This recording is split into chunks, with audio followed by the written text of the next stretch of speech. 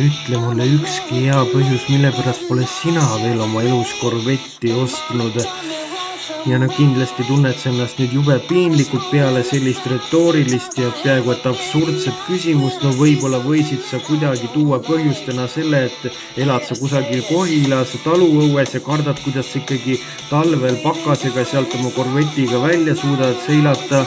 Või võisid sa tuua põhjusena seda, et mida sinu sõbrad arvavad, et kas nad ei pruugi pidada seda autot natukene liiga keskkonnateadlikkusest kaugel olevaks, kuid nüüd on ka need lohisevad vabandused unustuste hõlma langenud.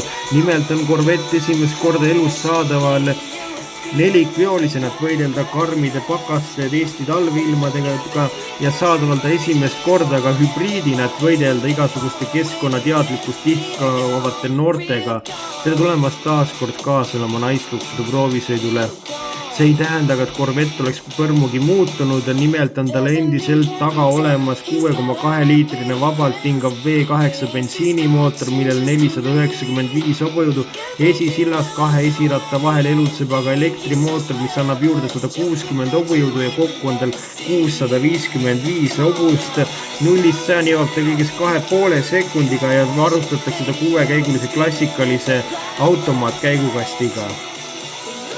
Saadaval tal igas karbonelemendid ja 20 või 21 tollised valuväljed, anda olemas kabrioletina, mis juhul on tal olemas elektriline kõvakatus või kupeena.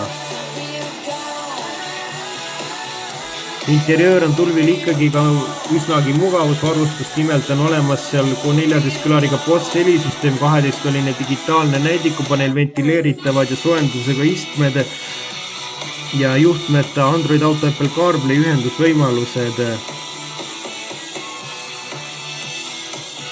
ja napanahast istmed. Ja kui sa veel kuidagigi kahtlesid, et kas ta ikka suudab pakasega kuidagigi toime tulla, siis nüüd on sulle elav tõestus sellest.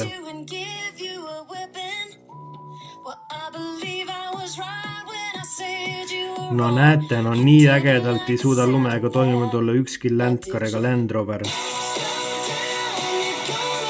Hinnad algavad tal 197 000 eurost ja tavaline baasmudel tagavioline maksab 130 000, kuid mulle kuidagi kuskilt meenub, ma ei tea, võib-olla ma nüüd valetan või peksan segast, aga kunagi maksis Corvette vaid 60 000, kuid seda tõestab võib-olla pilk Ameerika müügihindadesse, nimelt seal maksab baas Corvette endiselt kõigest $68 000.